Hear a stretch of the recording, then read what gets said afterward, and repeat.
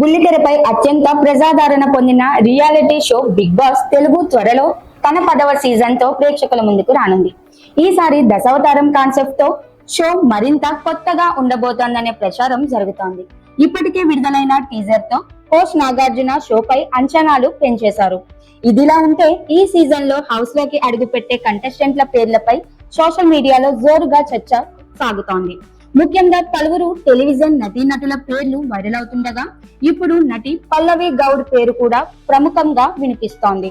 పసుపు కుంకం సీరియల్ తో తెలుగు ప్రేక్షకులకు పరిచయమైన పల్లవి గౌడ్ ఆ తర్వాత శ్రవంతి సీరియల్లో కథానాయికగా మెప్పించింది. అనంతరం చదరంగం సీరియల్లో విలన్ పాత్రలో నటించి తన నటనతో ప్రత్యేక గుర్తింపు తెచ్చుకుంది.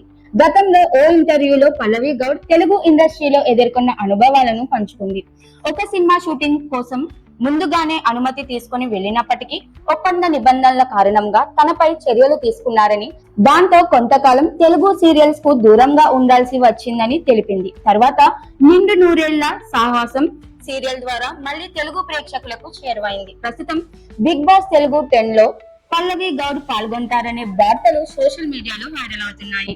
ఆమెకు భారీ పారితోషికం కూడా ఆఫర్ చేసినట్లు ప్రచారం జరుగుతోంది.